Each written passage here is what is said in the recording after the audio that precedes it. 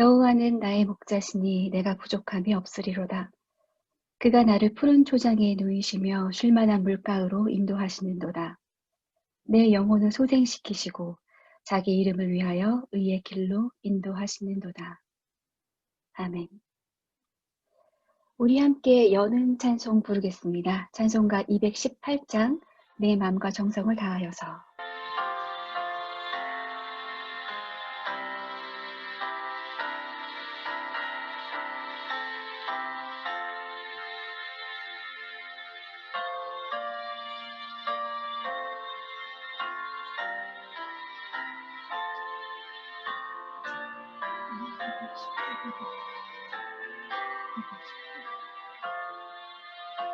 마음과 정성을 다하여서 주야는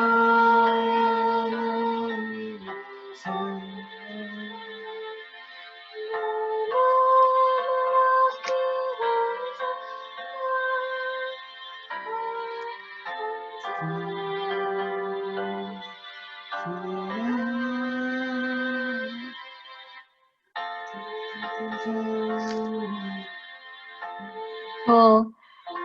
정말 죄송한데요. 정말 죄송한데 오늘 우리가 예배 리허설을 했음에도 불구하고 지금 약간의 착오가 있었던 것 같습니다. 지금 반주가 잘못 나온 것 같아요. 소래 집사님.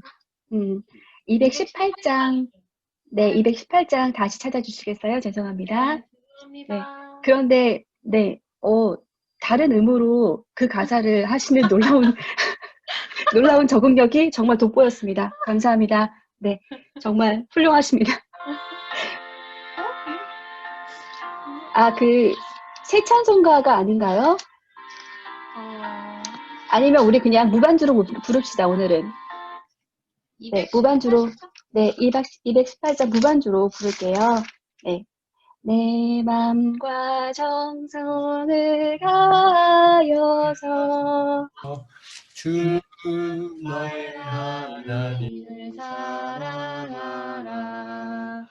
내 몸을 아끼고 사랑하듯 형제와 이웃을 사랑하라. 주께서 우리에게 명하시니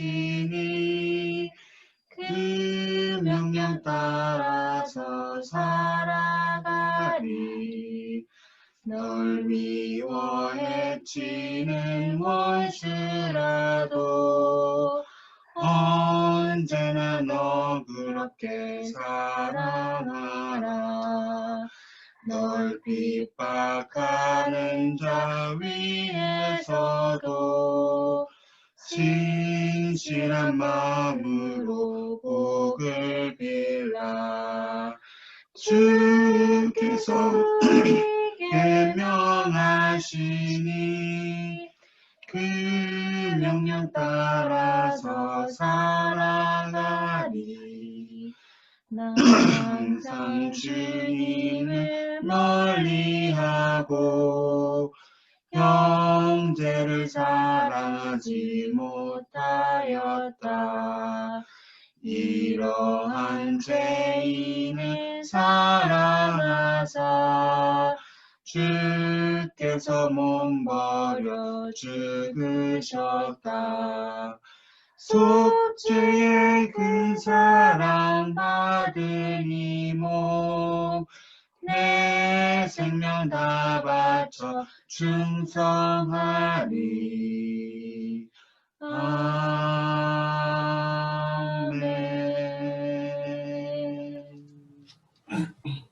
아멘. 우리 함께 성시 교독하겠습니다. 교독문 21번 시편 34편입니다.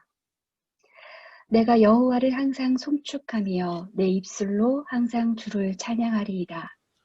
내 영혼이 여호와를 자랑하리니 공고한 자들이 이를 듣고 기뻐하리로다. 나와 함께 여호와를 광대하시다 하며 함께 그의 이름을 높이세. 내가 여호와께 간구하며 내게 응답하시고 내 모든 두려움에서 나를 건지셨도다. 이 곤고한 자가 부르짖음에 여호와께서 들으시고 그의 모든 환난에서 구원하셨도다. 여호와의 천사가 주를 경외하는 자를 둘러 진치고 그들을 건지시는도다. 너희는 여호와의 선하심을 맛보아 알지어다. 그에게 피하는 자는 복이 있도다. 너희 성도들아 여호와를 경외하라. 그를 경외하는 자에게는 부족함이 없도다. 젊은 사자는 궁핍하여 줄일지라도 여호와를 찾는 자는 모든 것에 부족함이 없으리로다. 아멘. 지금은 한민영 형제가 대표 기도해 주겠습니다. 네, 기도드리겠습니다. 은혜가 넘치시는 주님, 한 주 동안도 주님의 품 안에서 저희를 지켜주시고 주일을 맞아 우리 새맘 식구들이 주님을 찬양하고 서로 사랑하기 위해 예배의 자리로 모이기를 힘쓰게 해주심에 감사드립니다. 주님, 새맘이 주님의 품 안에서 10살이 되었음을 감사드리고 나서 처음 맞이하는 주일입니다. 많은 점에서 부족했지만 지난 10년간 예수 그리스도라는 참 포도나무에 머물러 있으므로 저희가 주님의 가지가 되어 작은 열매라도 맺었음에 감사드립니다. 그리고 이제 다시 첫 시작을 맞이하는 마음으로 주님 앞에 서 있습니다. 주님과의 동행이 설레기도 하면서 주님의 뜻대로 살지 못할까 두렵기도 함을 고백합니다. 주님, 지난 10년간 저희 새 마음을 돌보아 주셨던 것처럼 저희가 주님의 뜻을 분별하고 지켜나가 세상의 빛과 소금의 사명을 다할 수 있도록 인도하여 주십시오. 저희가 온전히 주님만 따르게 해주십시오. 주님, 오늘날 세계는 코로나19로 인해 원치 않은 급격한 변화를 마주하고 있습니다. 나이와 성별, 국적을 불문하고 모두가 포스트 코로나 시대에 살 수밖에 없는 상황입니다. 어느새 마스크 착용이 익숙해지고 사람들이 많이 모여있는 장면을 보면 어색해까지 합니다. 세계를 휩쓴 코로나 바이러스의 원인이 환경 파괴에 있다는 전문가들의 분석을 들으며 저희가 주님께서 저희에게 명하신 청지기로서의 삶을 제대로 수행했었는지 반성하게 됩니다. 힘써 모이기 힘든 상황을 마주하면서 너희들의 분향이 역겹다라고 하셨던 주님께서 저희에게 다시 한번 경고를 하시는 건 아닌지 너무나도 두렵습니다. 이럴 때일수록 낮은 자세로 주님이 원하시는 게 무엇인지 진지하게 고민해야 할 교회는 오히려 코로나 감염의 온상이 되어 세상의 빛은커녕 세상의 빛 취급을 받고 있습니다. 주님, 부디 저희가 코로나 사태를 계기 삼아 주님의 뜻을 확실히 분별할 수 있도록 저희를 이끌어 주십시오. 주님, 세상에 많은 고통이 있습니다. 가끔은 사랑의 하나님이 원망스러울 때도 있습니다. 하지만 아빠 하나님도 우리 고통을 보시면서 함께 울고 계심을 압니다. 아빠 하나님, 세상에 고통받는 자들에게 주님의 위로가 임하기를 원합니다. 우리 새맘에도 고통받는 사람들이 있습니다.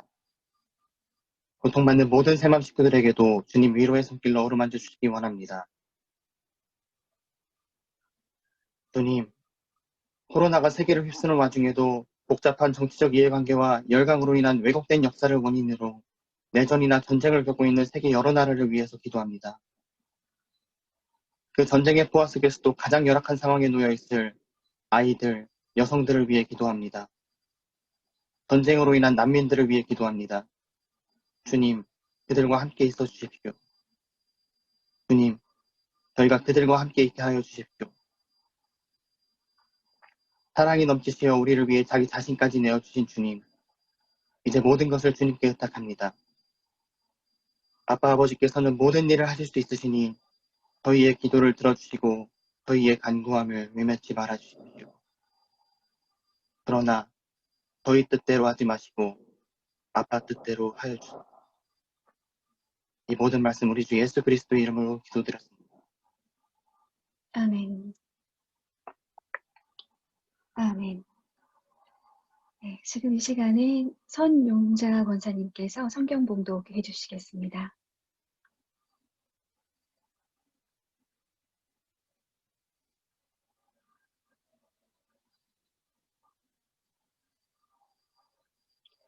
지금 음소거 해제가 안 되신 것 같은데요. 고린도후서 8장 10절에서 15절 말씀 선용자 요한복음이 아니고 권사님께서 고린도? 네, 고린도 후서 8장 10에서 15절 말씀입니다. 고린도 조금만요. 아까 이제 요한복음 15장 1절에서 8절이라고 그랬는데. 고린도 후서 8장 8장 10절에서 8장 10절에서 15절까지입니다. 10절에서 15절 말씀 시작하세요. 네, 이 일에 한 가지 의견을 말씀드리겠습니다. 이 일은 여러분에게 유익합니다. 여러분은 지난해부터 이미 이 일을 실행하기 시작했을 뿐 아니라 그렇게 하기를 원하기도 했습니다. 그러므로 이제는 그 일을 완성하십시오. 여러분이 자원해서 시작할 때 보여준 그 열성에 어울리게 여러분이 가지고 있는 것으로 그 일을 마무리 지어야 합니다. 기쁜 마음으로 각자의 형편에 맞게 바치며 하나님께서는 그것을 기쁘게 받으실 것입니다. 하나님께서는 없는 것까지 바치는 것을 바라지 않으십니다. 나는 다른 사람들을 편안하게 하고 그 대신에 여러분을 괴롭히게 하려는 것이 아니라 평형을 이루려고 하는 것입니다. 지금 여러분이 넉넉한 살림이 그들의 궁핍을 채워주며 그들의 살림이 넉넉해질 때 그들이 여러분의 궁핍을 채워줄 수 있을 것입니다. 이렇게 하여 평형이 이루어지는 것입니다. 이것은 성경에 기록하기를 많이 거둔 사람은 남지 아니하고 적게 거둔 사람도 모자라지 아니하였다 하는 것과 같습니다. 아멘. 아멘. 감사합니다. 감사합니다. 지금은 특별 찬양이 있겠습니다. 윤원식, 임명길, 남성 듀오의 찬양이 있겠습니다.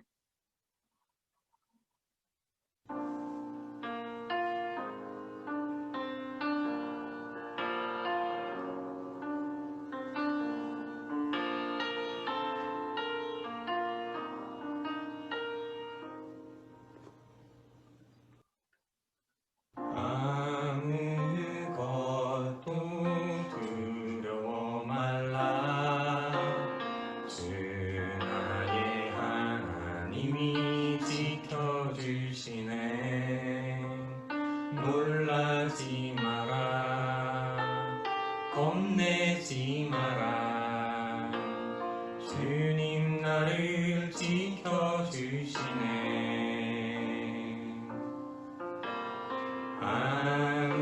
아무것도 두려워 말라. 주 나의 하나님이 지켜주시네. 놀라지 마라. 겁내지 마라.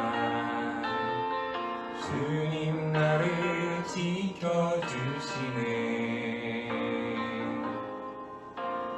내 맘이 힘에 겨워 지칠지라도 주님 나를 지켜주시네. 세상의 험한 풍파 몰아칠 때도 주님 나를 지켜주시네.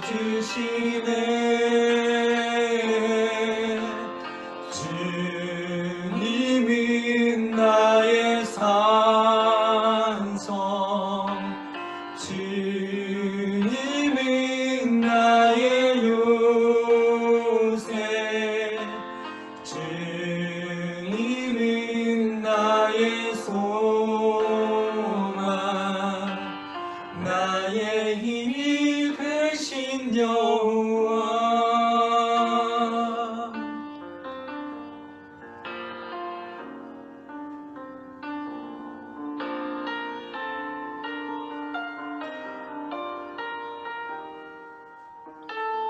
내 맘이 힘에 겨워 지칠지라도 주님 나를 지켜주시네.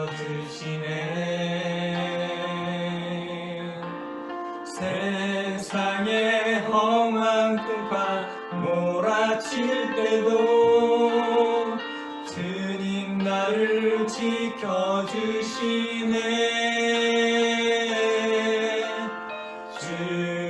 주님은 나의 산성,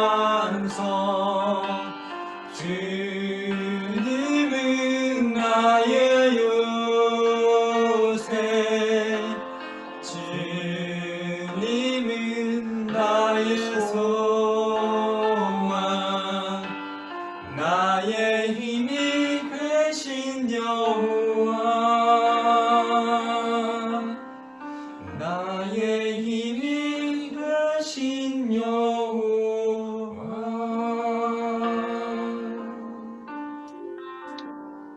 네, 잘 들었습니다. 네. 그 특송을 위해서 일부러 제주도까지 가서 촬영을 해주신 두 분께 감사드립니다. 네. 지금은 김근주 교수님께서 균등이라는 제목으로 말씀 전해주시겠습니다. 예, 만나 뵙게 되어서 또 반갑습니다. 김근주입니다. 제가 오늘 같이 나누려고 하는 말씀은 고린도후서 우리 8장 말씀입니다. 아마도 바울은 주후 50년, 51년 이 즈음에 2차 전도여행의 일정 속에 고린도에 도착을 했었고요. 사도행전에 따르면 1년 6개월 정도를 거기에 머물렀다라는 것을 알 수 있습니다.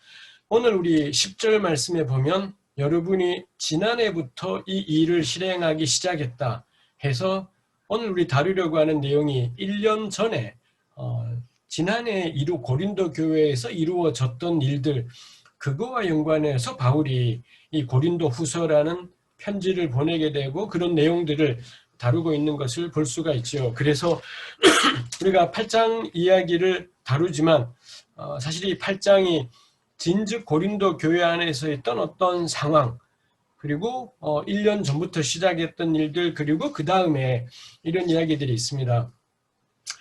고린도전후서 그래서 요 8장 말씀이 우리 구제와 연보 뭐 이런 것에 관한 말씀입니다만 요 본문이 따로 떨어져 있는 것이 아니라 고린도 교회의 문제 전체하고 결부되어 있다는 게 일단 우리가 같이 첫머리에 생각해 볼 점일 것 같습니다.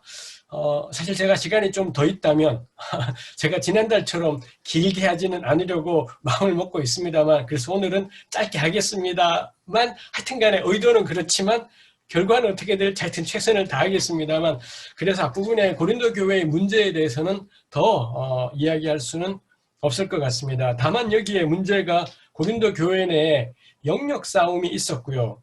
분파도 있었고 여기에 또 거물급 사도들 우리 고린도서에 보면 거물급 사도 혹은 우두머리 사도 뭐 이런 사람들이 개입되어 있었다라는 것이 있습니다. 꽤 거물급 사도들을 내세워서 여기가 우리 영역이라고 말하는 사람들이 있었고 그러다 보니 교회가 갈라졌고요.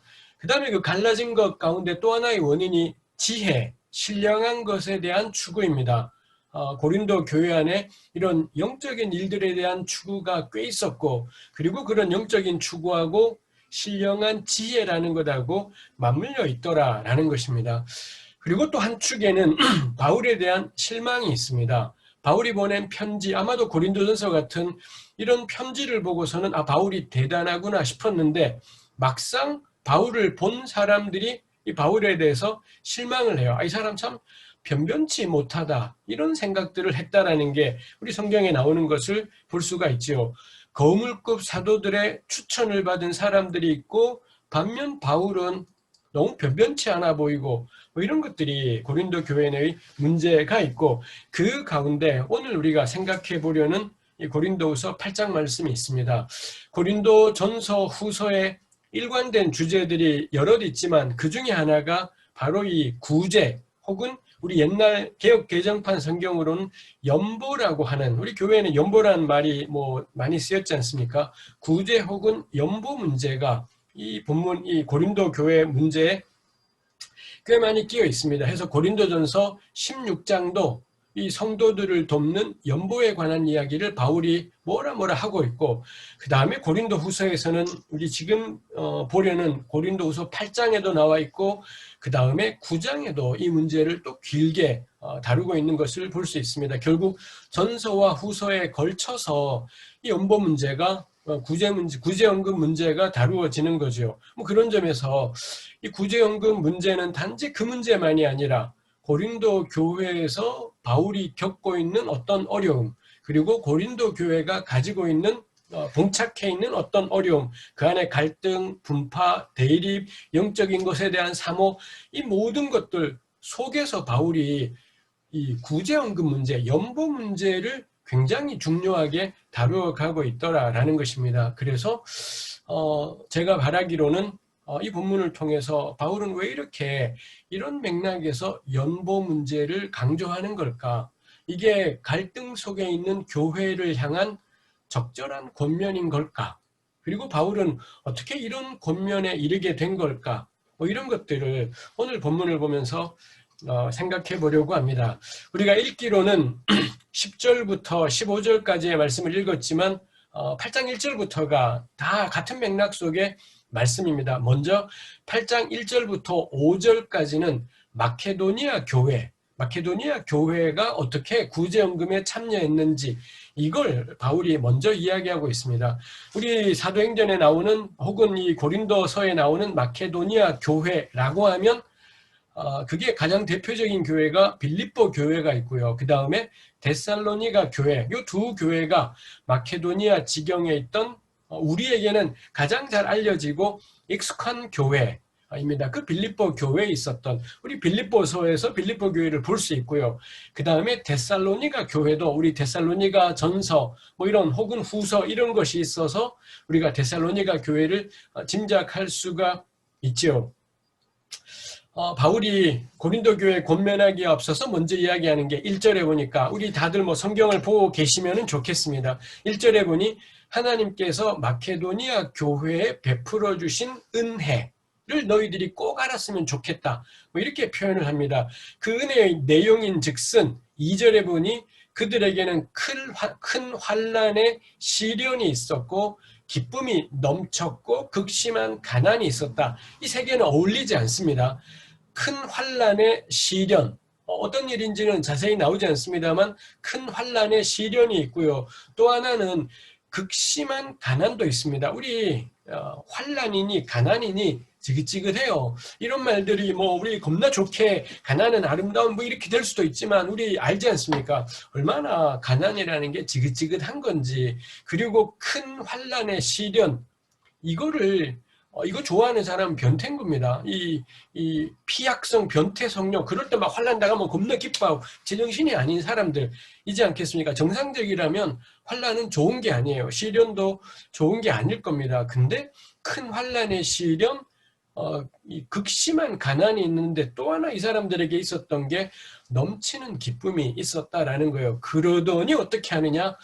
넉넉한 마음으로 남에게 베풀었다고. 즉 바울이 가는 곳마다 아마도 언제부터인가 바울이 가는 곳마다 가난한 교회를 돕기 위해, 그 가난한 교회는 주로 예루살렘 교회였었습니다만 모교회였던 거죠. 이 가난한 모교회 예루살렘 지역에 살고 있는 이 교인들을 돕기 위해서 바울이 전도여행을 갈 때마다 이런 후원 요청을 했었던 거고요. 바울이 자기 자신의 사역을 위해 요청한 것이 아니라 이 가난한 교회를 돕기 위해 후원 요청을 했고, 근데 놀랍게도 빌립보 교회, 데살로니가 교회가 이 일에 참여했는데, 근데 그 사람들의 객관적인 조건이 뭐냐? 큰 환난의 시련, 극심한 가난, 근데 넘치는 기쁨. 그러자 쪼들리는 중에도 넉넉한 마음으로 후원했다라는 것이 나와 있습니다. 이걸 가리켜서 1절에서는 하나님이 마케도니아 교회에 주신 은혜라고 그렇게 표현을 하고 있습니다.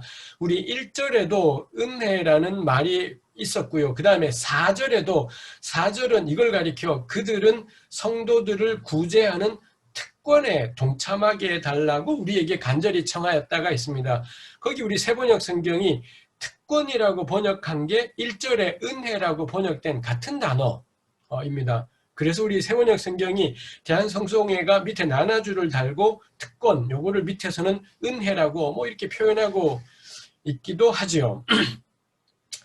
은혜가, 요 구절 참 멋진 구절이지 않습니까? 우리 교회바닥 은혜는 내가 한 것이 없는데 주께서 나를 건지실 때, 그게 은혜라고 생각을 해요. 내가 죄인 중에 괴수인데 당장 죽어야 될 나를 살게 하신 분, 이런 것들을 우리가 보통 은혜라고 표현하고요. 그럴 때마다 그 은혜라는 말은 무조건적인 이런 말들하고 결합이 돼요. 아무 조건 없이 나는 한 게 없는데 오직 주 예수를 고백했다는 이유로 나를 건지심, 무조건적인 은혜, 이렇게 결합되는 맥락이 있지 않습니까? 전 이게 제가 요즘 여기 지금 설교뿐만이 아니라 모든 강의 때마다도 뭐 강의나 특강이나 때마다 계속 제가 붙어 싸우고 있는 것이기도 합니다만 전 이신칭의가 오늘 시대에 안 맞다는 생각을 계속 하게 돼요. 믿음으로 말미암는 구원이라는 은혜라는 말이 사실 제대로 풀이하면 정말 맞는 말이지만 대부분의 현실에서는 그 표현이 제대로 풀이가 안 되기 때문에 그렇다면 그런 현실에서는 이 말은 틀렸다라고 말하는 게 더 적합하지 않나 싶은 것이 있습니다. 그 믿음으로 말미암는 구원이라는 은혜는 은혜가 너무 협소해요. 당장 이 8장 1절에는 이 은혜가 뭔가요? 8장 4절에서의 은혜는 뭔가요?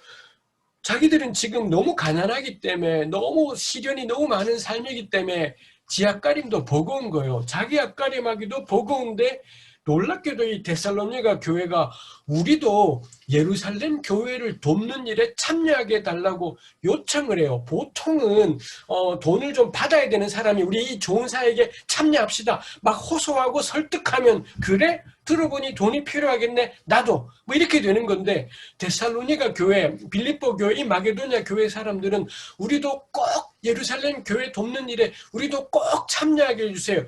간청을 하고는요. 그러자 바울이 거만하게 그래? 그럼 당신들도 해. 뭐 이런 상황을 사절이 보여주는 겁니다.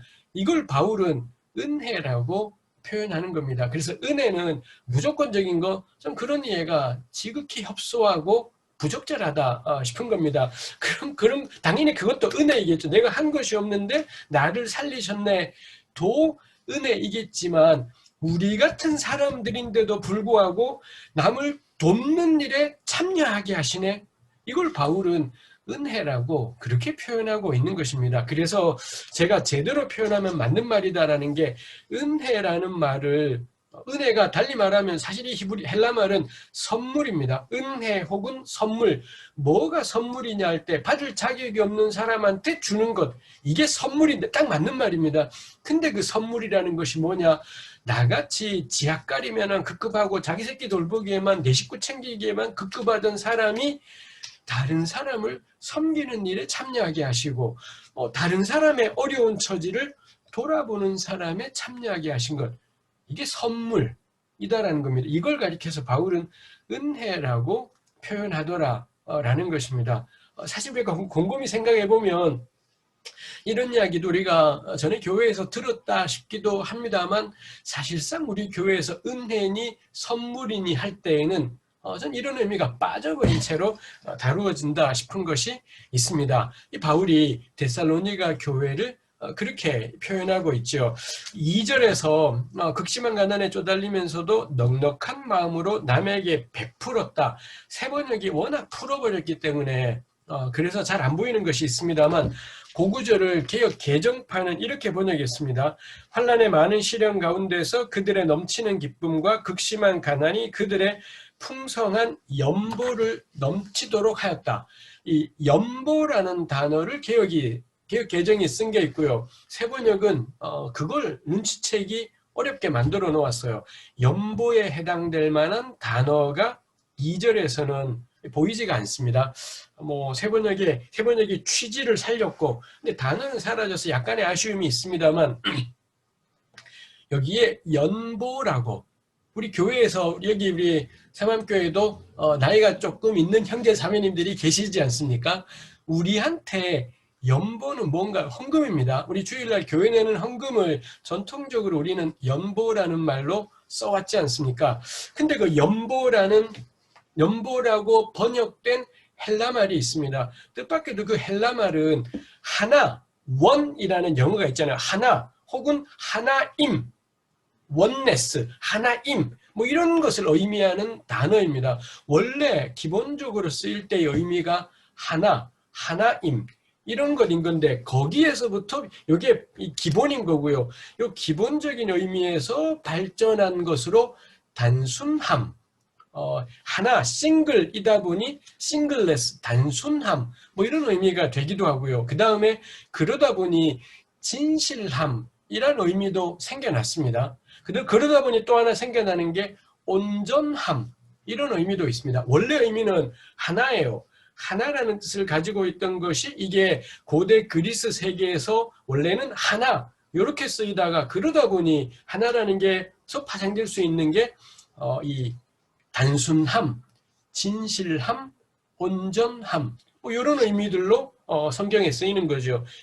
우리 신약 성경에도 이런 진실함, 온전함으로 쓰이기도 하고요. 그게 쓰인 또 하나 이 중요한 용례가 어디냐? 이 8장 2절이다라는 겁니다. 8장 2절에 개역이 풍성한 연보라고 번역한 게 원래는 뭐냐? 하나, 단순함, 진실함, 온전함 이렇게 파생될 수 있는 의미였다라는 거죠. 그래서 언뜻 보기에는 안 맞겠다 싶은 것이 있습니다만 그래서 저는 이 좋은 점은 저거인 것 같아요.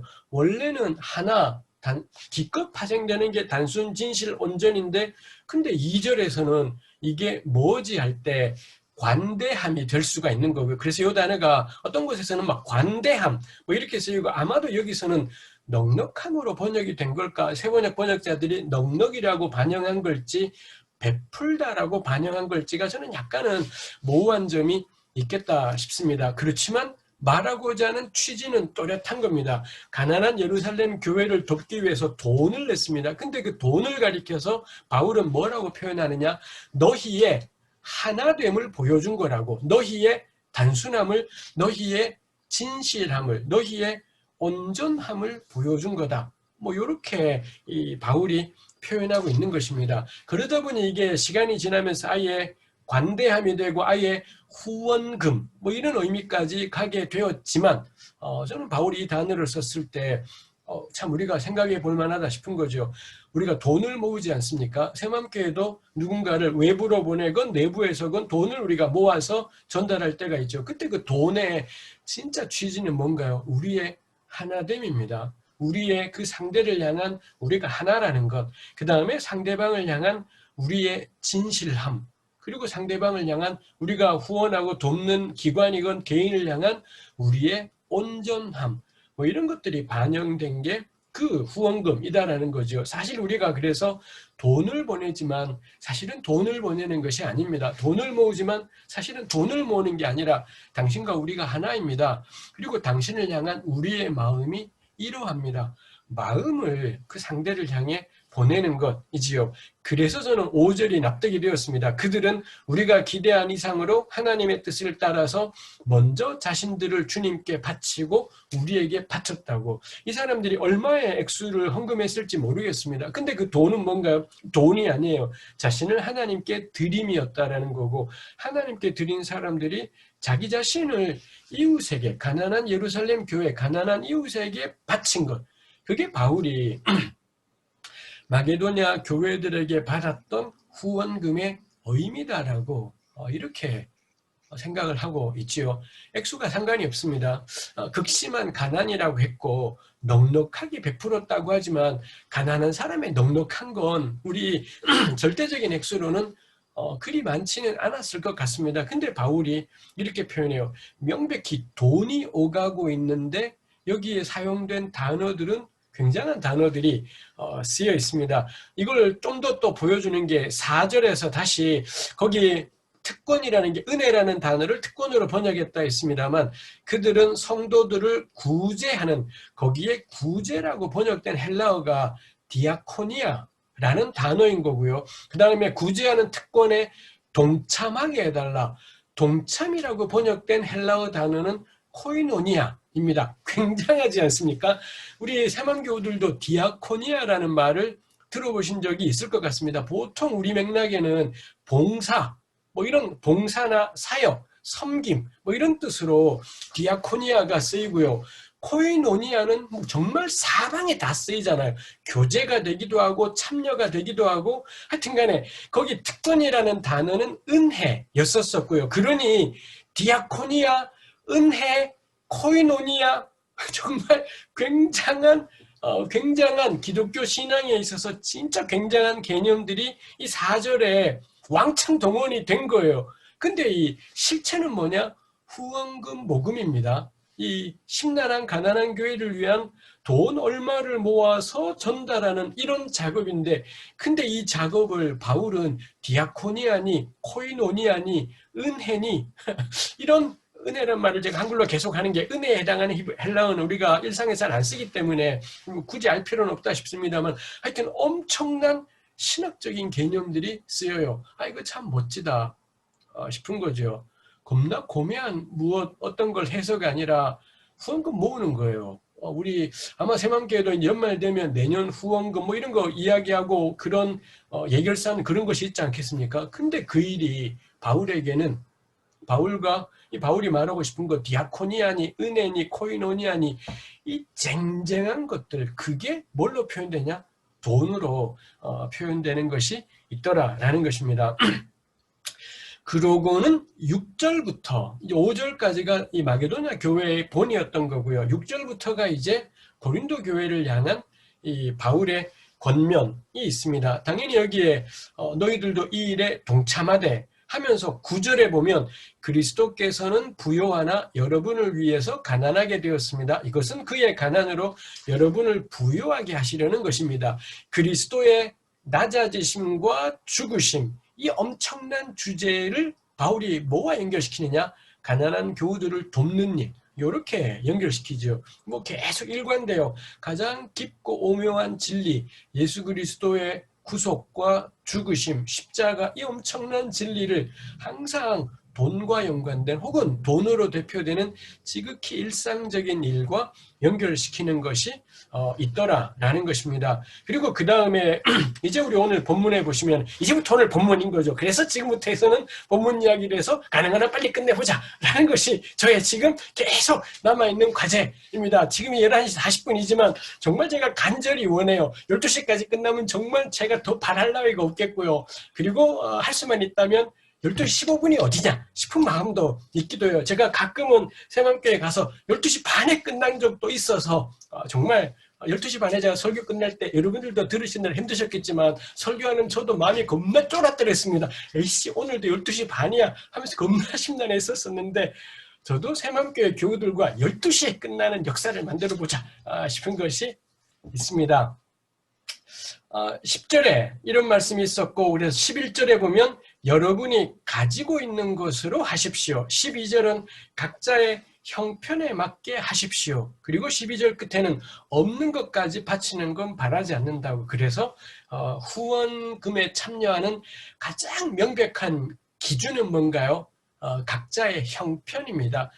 할 수 있는 대로 라야 되는 거고요. 그 다음에 또 하나 필요한 건 이 할 마음이죠. 할 마음이 있어야지 이게 자원하는 마음이기도 하겠고 가장 중요한 것은 할 마음이 있느냐. 할 마음이 있다. 라면 그 다음에 액수는 어떻게 정하느냐? 지 형편대로. 이게 바울이 생각하는 가장 기본적인 것이라고 되어 있습니다. 이 바울이 제가 좀 더 자세하게 묻고 싶은 것 이렇게 나누는 목적이 뭐냐?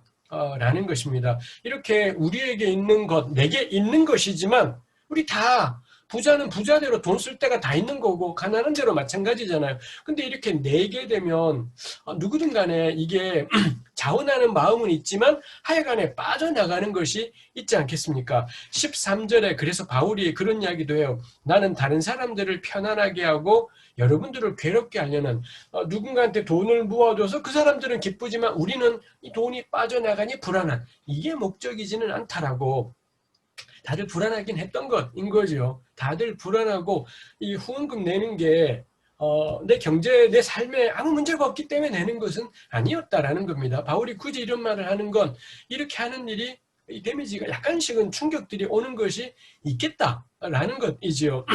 그런데 바울이 왜 자기가 이렇게 하려고 하는 거냐? 13절 끝에 보니 평형을 이루려고 한다. 라고 했습니다.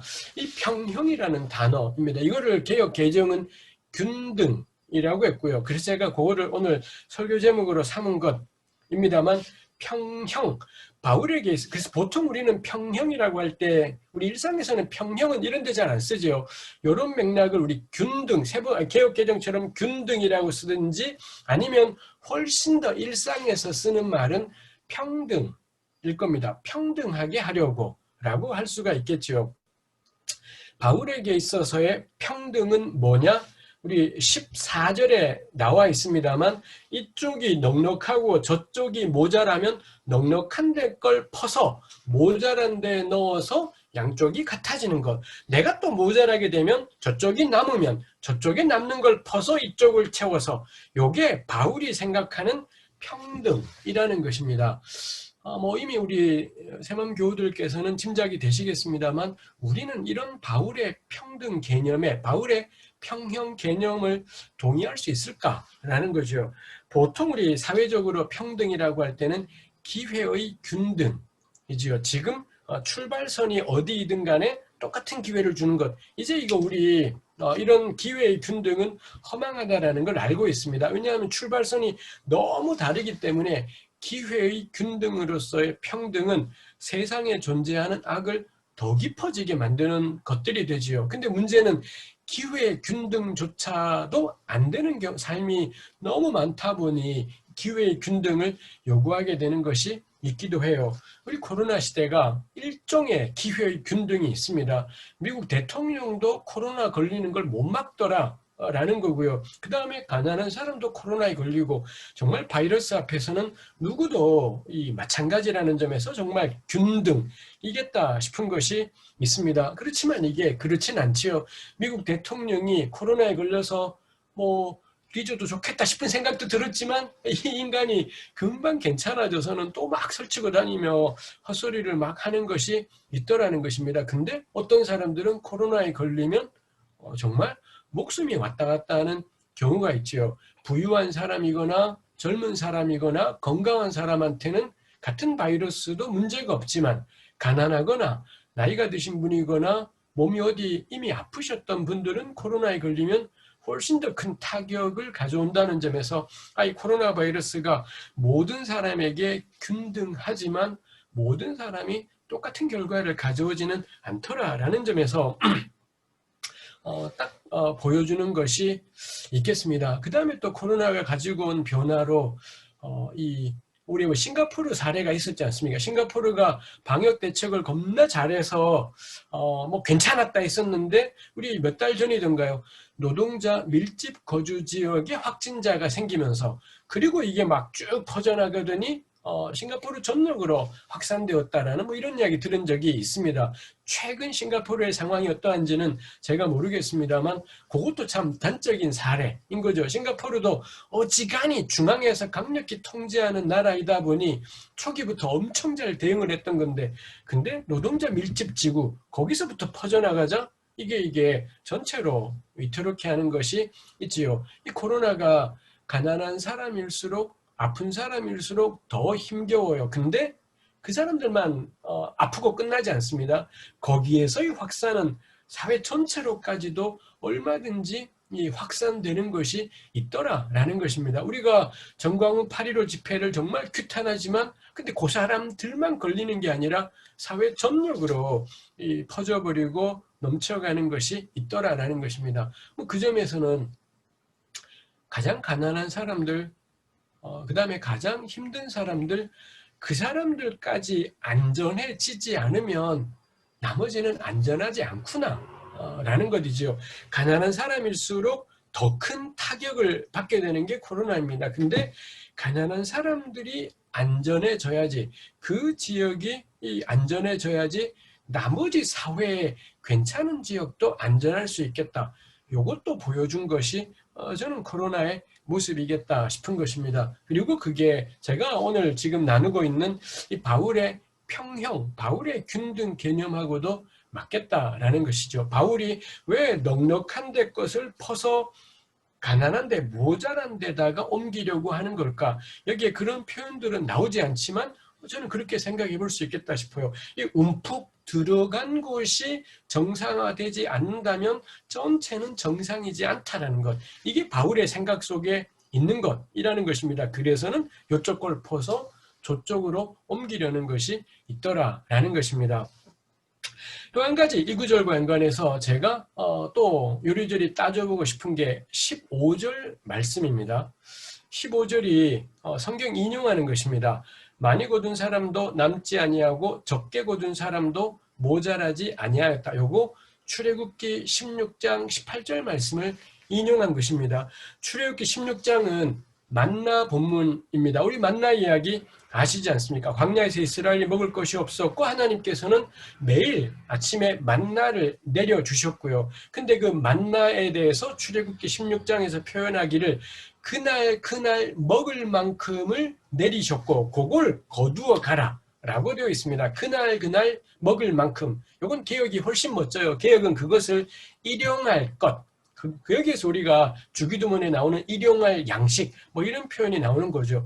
그날 하루 먹을 만큼을 주워 가도록 하셨더라라는 것입니다. 그래서 이스라엘이 명령대로 나가서 어떤 집은 좀 많이 거두어 가기도 했고 어떤 집은 좀 적게 가기도 했는데 집에 가서 되어보니 많이 거둔 자도 남는 게 없었고 적게 거둔 자도 모자람이 없었다. 집안의 식구가 몇 명이었냐에 따라 5명이었다면 그렇게 거두간 것이 딱 5인분이었다. 일용할 5인분이었다. 3명이었다면 딱 3명 먹을 만큼이었다. 뭐 이렇게 출애굽기가 이야기를 하고 있지요. 근데 그게 아마도 불안해서겠지요. 어떤 사람들은 거둬가고는 딱 3식구가 그날 먹을 만큼이었습니다. 근데 불안해서는 조금 남겨뒀어요. 그랬더니 그 다음날 보니 남겨둔 게 있느냐?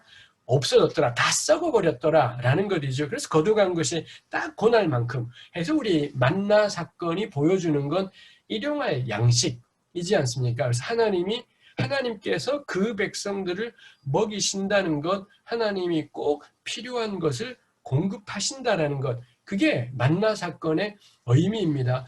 신명기 8장 3절이 이 만나에 대해서 설명하는 것이 있습니다. 한번 들어보십시오. 사람이 먹는 것으로만 사는 것이 아니라 주님의 입에서 나오는 모든 말씀으로 산다는 것을 당신들에게 알려주시려는 것이었습니다.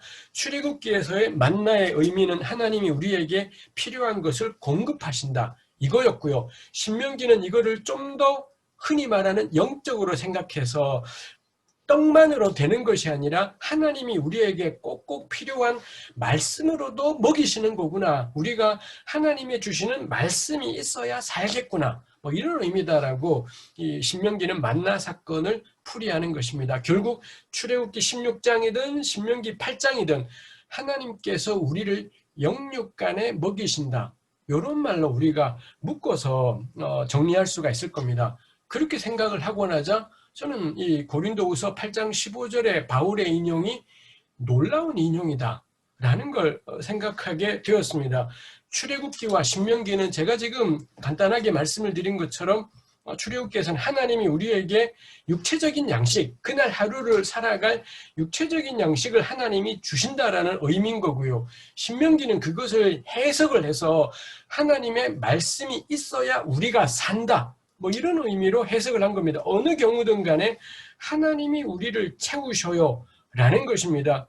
근데 바울은 이 출애굽기 16장 18절을 인용하면서 어떤 맥락에서 인용하나요? 좀 넉넉한 성도들이 좀 가난한 성도에게 퍼서 나누었더니 그래서 양쪽이 평형이 되었어요. 사람들끼리 서로 나누는 이런 맥락. 그렇게 해서는 많이 거둔 자도 남지 않았고 적게 거둔 자도 모자라지 않았다. 이런 맥락에다가 바울이 적용을 하고 있더라라는 것입니다. 이 본문은 하나님이 우리 필요를 채우신다. 그게 출애굽기입니다. 그래서 출애굽기에는 어디에도 신명기에도 어디에도 그러니 너희 거둔 하나님이 너네 채워줄 거니까 너네 불안해하지 말고 너네 거둔 만나 나눠 먹어.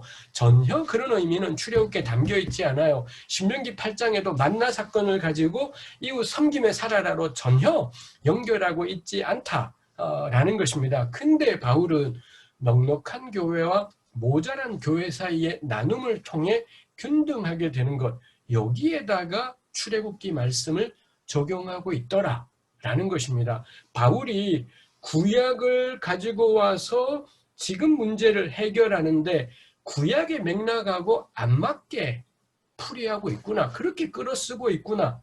이게 제가 보면서 이거 참 특이하다 싶은 것입니다. 먼저 우리가 생각할 게 바울 사도에게 성경, 구약이죠. 성경이 글자가 아니구나 이거 저는 깨닫게 됩니다. 기계적으로 성경에 이렇게 적용되어 있으니 저도 그랬고요. 우리 다들 지금까지 신앙생활하면서 출애굽기 만나 말씀은 무조건 그날 설교의 결론은 뭔가요? 우리를 향하신 하나님의 보살피심과 은혜. 쫄지 말고 하나님이 만나를 주실 테니 우리 쫄지 말고 걸어가자. 이걸로도 충분할 겁니다. 근데 바울은 그렇게 만나 말씀을 쓰지 않더라. 라는 겁니다. 그렇게 전통적으로 쓰는 게 틀렸다는 게 아니라 기본적으로 본문하고 딱 맞는 적용입니다. 근데 바울은 구약 성경에 이런 맥락으로 이렇게 쓰여 있으니 이렇게 따르자. 그렇게만으로 바울이 구약을 사용하지 않더라 라는 거죠. 바울에게 구약 성경은 신주단지가 아니었었어요. 신주단지 떠받들듯이 그 말씀 그대로를 적용하자 이렇게 하지 않더라 라는 것입니다. 오히려 바울은, 이게 바울의 생각들을 제가 한번 상상해 보는 것입니다만, 오히려 바울은 하나님이 어떻게 사람에게 은혜를 베푸시는지를 아는 것, 하나님의 자비를 아는 것인 거겠지요. 그리고 그 은혜로 말미암아 사람이 살게 되는 것도 알고 있을 겁니다. 그래서 바울은 구약을 읽을 때 이분 자유롭구나 싶어요. 자유롭게 해요.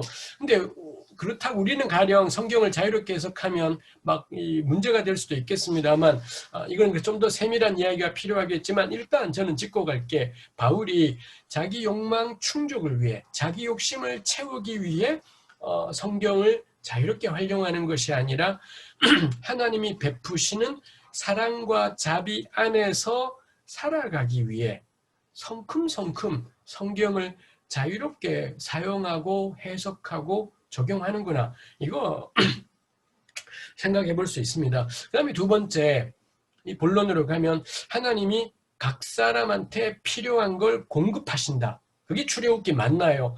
이걸 바울은 어떻게 적용하느냐. 그러니 우리에게 있는 것을 나누어 각 사람에게 공급하자로 바꾸었습니다. 하나님이 딱 필요한 만큼을 주실 거야. 이게 만나 본문입니다. 바울은 이 본문을 깊이 묵상하고 은혜를 받더니 그럼 우리는 어떻게 하지? 그래, 하나님이 각 사람에게 필요에 따라 채우시겠구나.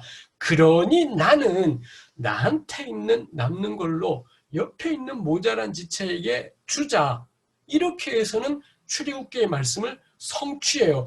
출애굽기에는 전혀 내가 거둬간 것이 좀 많았다 싶은데도 딱 맞았고, 옆집에서 거둬간 건 좀 모자란다 싶은데도 딱 맞았고, 뭐 이렇게 되어 있습니다. 그걸 바울은 어떻게 풀이하나? 내가 거둬간 게 많았네.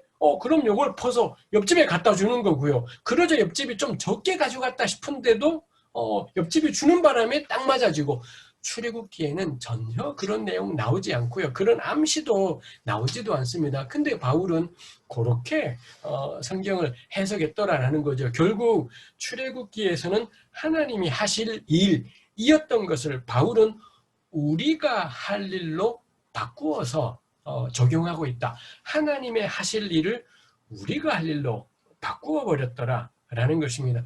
요거 저는 성경 해석의 원칙이 될 수 있겠다 싶은 거죠. 뭐 이런 식이라면 우리 신구약 성경에서 하나님이 하실 일들로 선포하시는 것이 있지 않습니까? 그럼 바울의 요 해석 방식을 따라가자면 하나님이 하실 일들은 그대로 그러니 그거 내가 해야 되겠네. 우리가 해야 되겠네. 이렇게 적용할 수가 있겠다라는 겁니다. 가령 성경에 사자와 어린 양이 함께 뛰어노는 세상이 오리라 이렇게 하나님이 약속하시지 않습니까? 그럼 그 말씀을 묵상하면서 우리는 어떻게 적용하나요?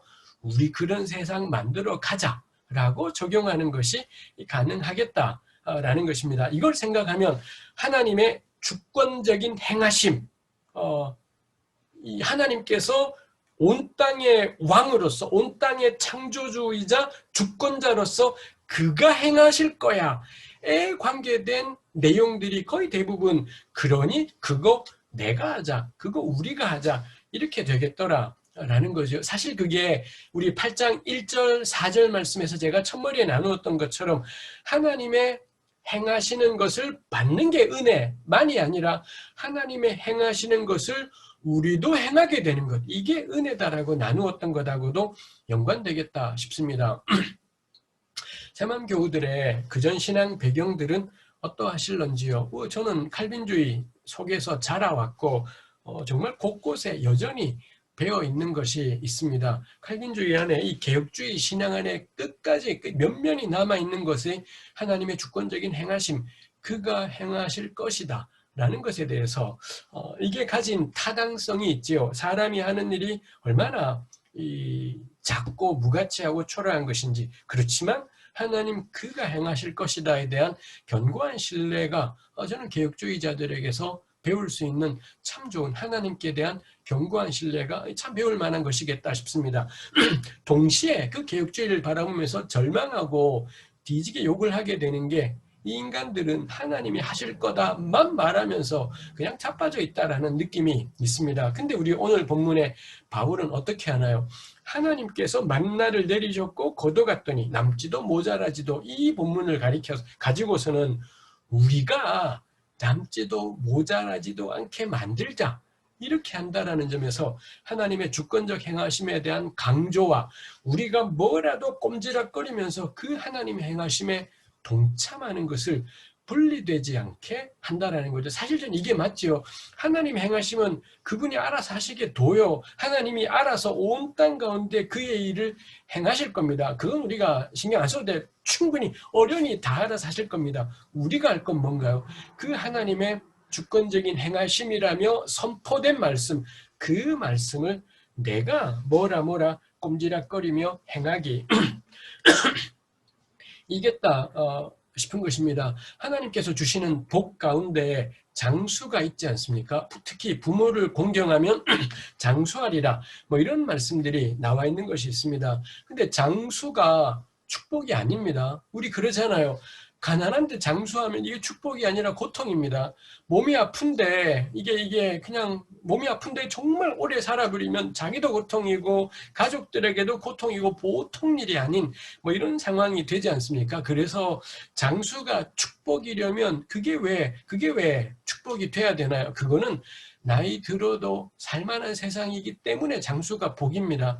나이가 들어도 몸이 아파도 그래도 살아갈 수 있는 틀이 있기 때문에. 근데 저도 그렇고 우리 새마음 교회들 다 마찬가지일 겁니다. 다 우리 네미야 교수님들 요즘 가끔씩 만나면은 가끔 하는 얘기가 은퇴한 다음에 뭐 할까? 입니다. 근데 아무리 생각해봐도 은퇴한 다음에 길이 썩 잘 보이지 않습니다. 저 겁나 부지런하게 사는데도 불구하고 저 직장에서 4대 보험이 있어서 연금 들어가요. 그리고는 느헤미야는 퇴직금을 연금 형태로 붓기 때문에 그것도 있습니다. 거기에다가 한 달에 10만 원을 더 보태가지고 저는 더 붓기도 해요. 근데 나중에 수령할 액수가 우리 그런 사이트가 있잖아요. 했더니 이씨 여기 나오는 거 이걸로는 그럼 집사람이 연금 받아요. 합쳤어요. 근데 안 돼요. 이게 안 되는 겁니다. 이 하나님의 세상 그 생각 그 말이 저절로 나오는 겁니다. 그럼 쫄려요. 그러면 쫄리고요. 내가 지금 이럴 때가 아니구나. 뭐 이런 생각들을 하는 거죠.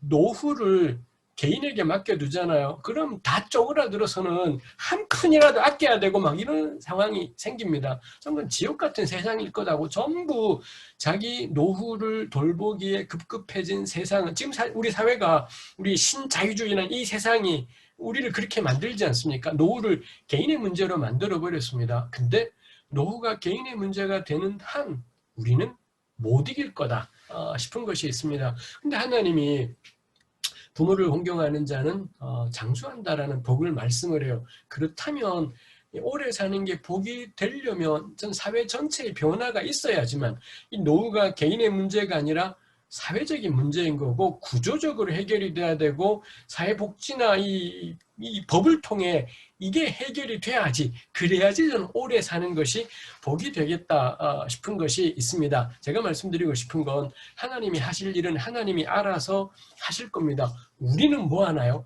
장수가 복이 되는 세상을 만들어 가기. 이거 저는 우리가 해야 될 일인 거죠. 어린아이가 하나님께서 또 이 성경의 약속 가운데 때가 이르면 이 때 이르게 죽는 이가 없을 거다. 이런 축복도 있습니다. 장수의 축복하고 맞물린 게 때이르게 죽는 사람이 없다. 즉 어린데 아직 젊은데 죽거나 이런 일이 없을 거다라는 것도 이것도 마찬가지죠.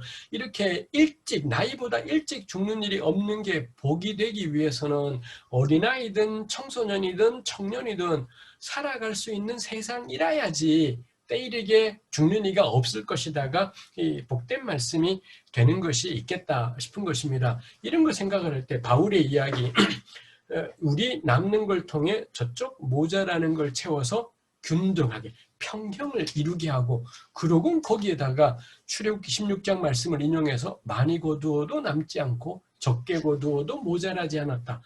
저는 바울의 이야기 안에 이 바울은 분명히 종말 신앙을 가졌습니다. 자기 당대 자기가 죽기 전에 한 1, 20년 내 어쩌면 10년 내로 예수께서 다시 올 거라고 바울은 확신했다라고 여겨집니다.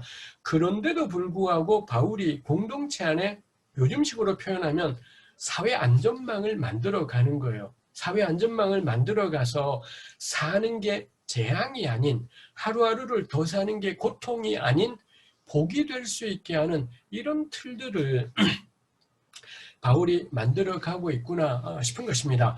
오늘 말씀을 마무리하려고 합니다. 12시 3분 굉장하지 않습니까? 오늘 말씀을 마무리하려고 합니다. 8절에서 우리 읽지 않았지만 8절에서 나는 이 말을 명령으로 하는 것이 아닙니다. 라고 바울이 이야기합니다. 바울이 이런 권면을 하지만 명령이라고 그렇게 표현하고 있지 않습니다. 그래서 8절에 여러분의 사랑도 진실하다는 것을 확인하려고 하는 것뿐입니다. 사랑의 진실함이 무엇로 드러나느냐? 연보, 후원으로 드러나더라라는 거고요. 그래서는 양쪽이 평형을 이루게 되는 것. 이게 바울이 생각하는 진실한 사랑이었던 거고요. 그렇게 생각할 때 우리 2절에 넉넉한 마음으로 베풀다에 쓰인 개역 개정이 연보라고 옮긴 단어가 하나임, 진실함, 단순함, 온전함 이런 단어를 바울이 썼다. 이 단어가 8장에도 나오지만 9장에도 나오고 고전 16장에도 나오고 곳곳에 이 단어가 쓰이는 것이 있습니다. 그게 바울이 말하고 싶은 것이지요. 은사가 겁나 강했던 교회, 신령한 것을 추구하고 지혜를 추구하고 거물급 사도들의 추천서가 굉장히 중요했던 교회, 이 교회를 향해 바울이 줄기차게 말하는 것이 뭐냐? 이 연보입니다. 서로를 평형하게 만드는 연보입니다. 전 그게 오늘 저에게 그리고 우리 새마음교회 노인 과제이겠다 싶어요. 우리가 종교를 기독교로 선택을 해서 살아가고 있는 종교 공동체인 건지 아니면 우리를 사랑하신 하나님의 사랑을 본받아 그 사랑의 진실함을 평형을 통해 증명하고 보이는 공동체인지 새마음교회가 세상을 향해 그런 교회인 건지 그게 저는 오늘 우리 앞에 놓인 과제이다 싶습니다. 정말 사랑의 진실함을 증명하고 드러내는 우리 새마음교회 공동체가 되기를 빕니다. 제가 기도하겠습니다.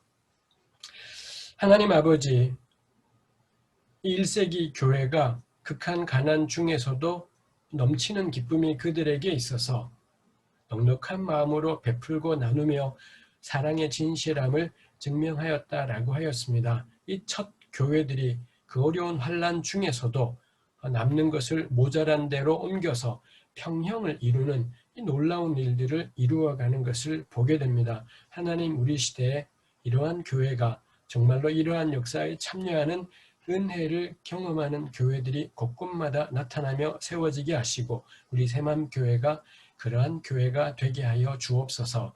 예수님의 이름으로 기도합니다. 아멘. 아멘. 아멘. 감사합니다. 지금은 공동체를 위한 기도 시간입니다. 이덕재 전도사님께서 인도해 주겠습니다.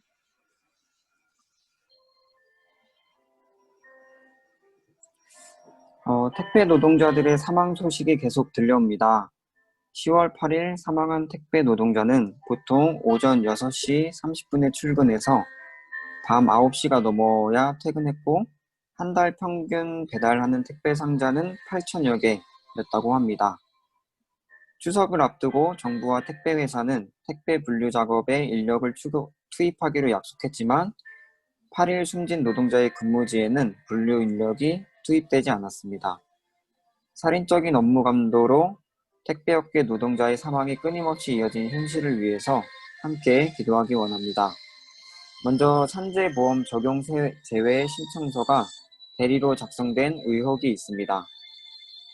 사실관계가 명확히 드러나고 정당한 처벌이 이루어지기를, 무임금 노동으로 불리는 택배 분류 작업에 대한 방안이 마련되기를, 살인적인 업무로 안전하지 못한 택배 노동자들에게 건강권을 보장하는 대책들이 마련되기를 함께 기도하겠습니다.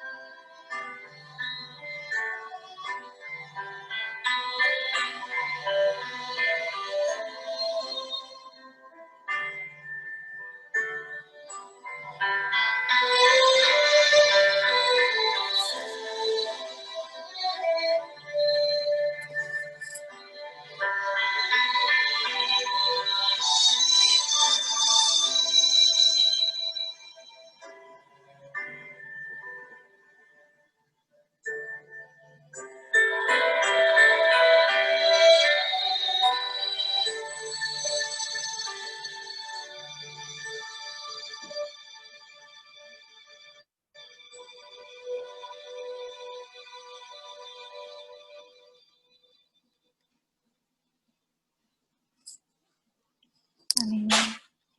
우리 못다한 기도를 주기도문으로 함께 올려드리겠습니다.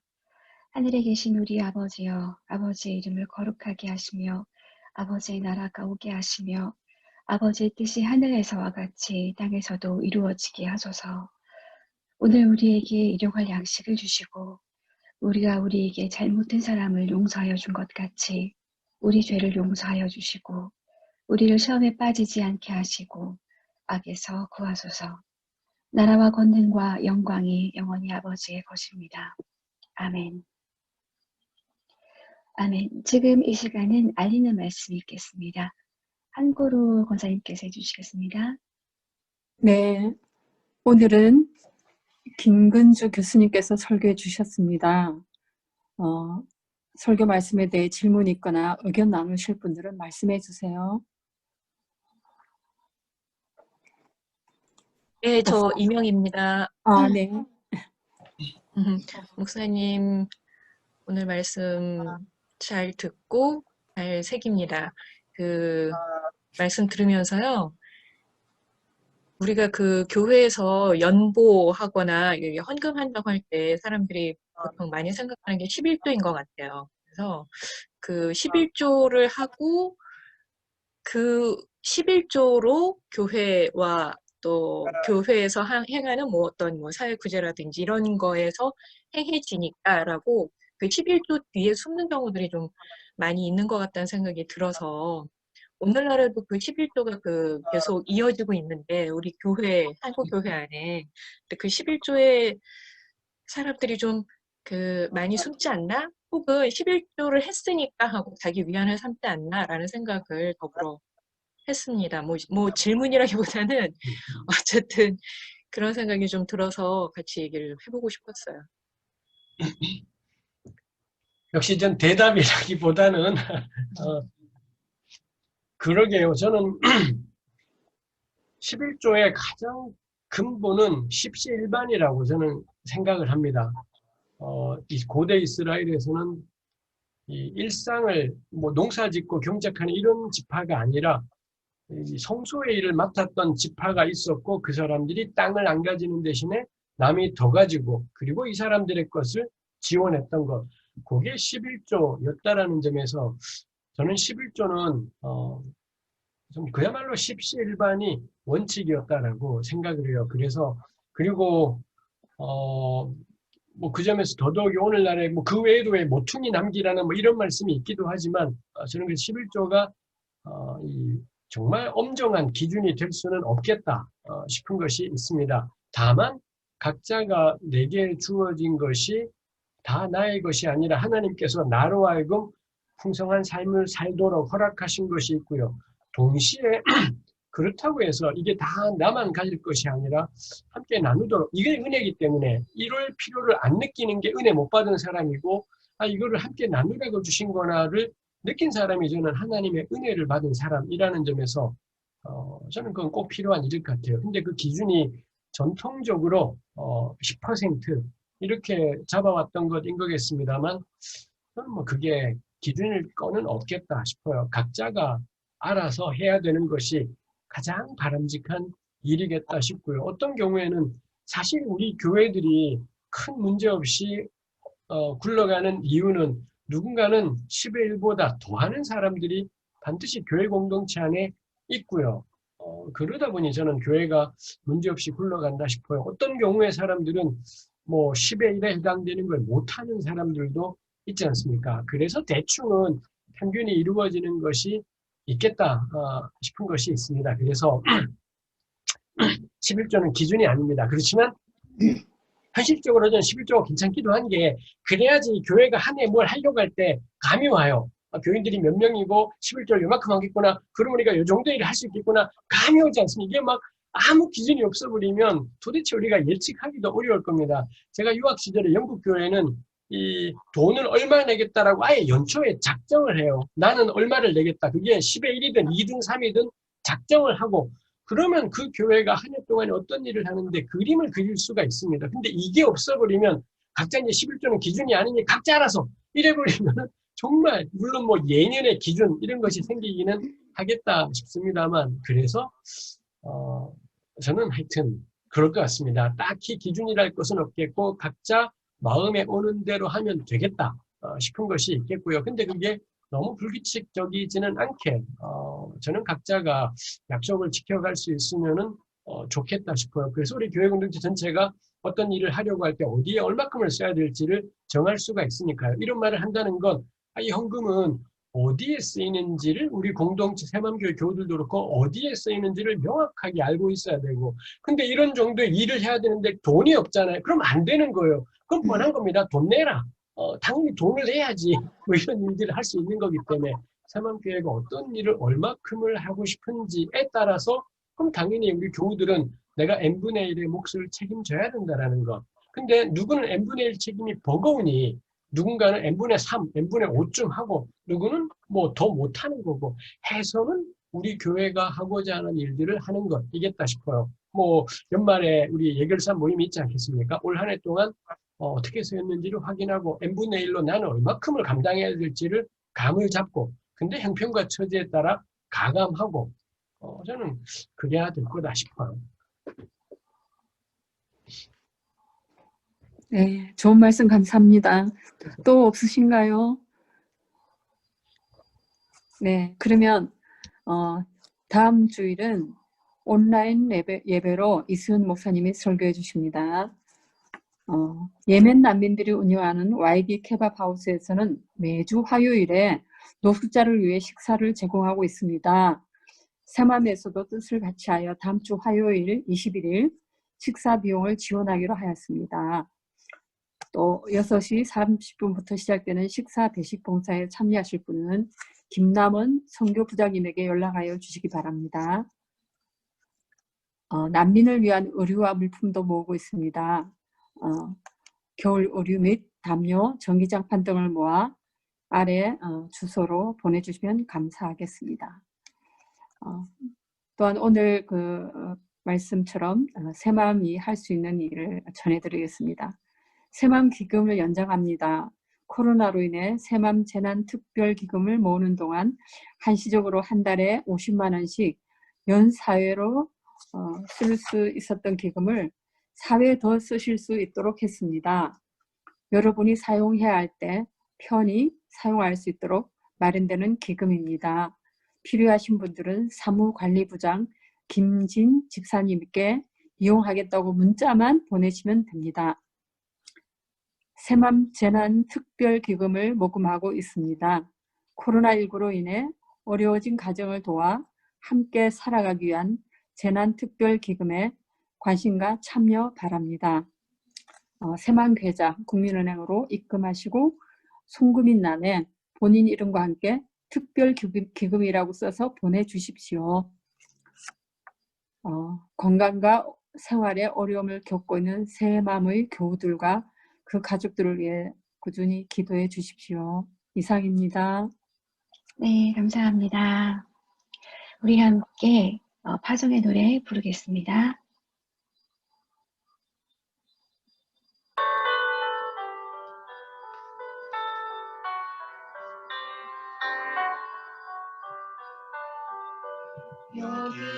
여기에 모인 우리 주의 은총 받은 자여라.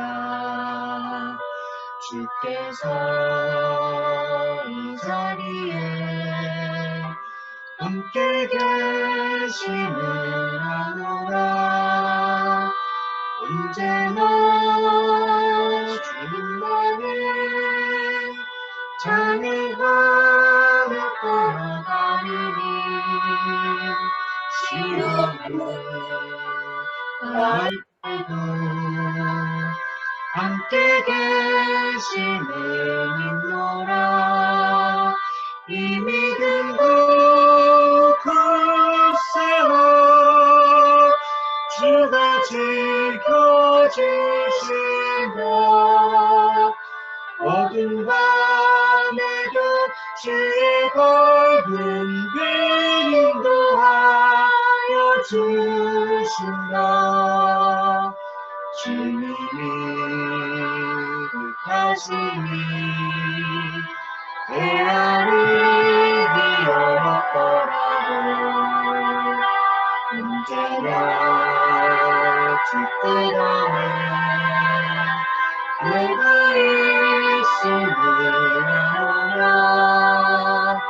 사랑의 말씀들을 나를 새롭게 하니 때로는 넘어져도 새로운 믿음을 믿노라. 이 믿음도 굳세워 주가 지켜주신다. 어두운 밤에도 주의 밝은 빛 인도하여 주신다. 이 믿음도 굳세워 주가 지켜주신다. 어두운 밤에도 주의 밝은 빛 인도하여 주신다. 아멘. 우리 공동축도 함께 하겠습니다. 온 세상을 지으신 하나님의 은혜와 우리를 부르신 주 예수 그리스도의 사랑과 오늘도 우리를 사랑하게 하시는 성령의 인도하심이 서로를 책임지고 연결하며 걸어가기를 다짐하는 모든 새마음 교회의 걸음 위에 함께 하시기를 축원합니다. 아멘. 아멘. 예배를 마쳤습니다. 우리 모두 참 자유인다.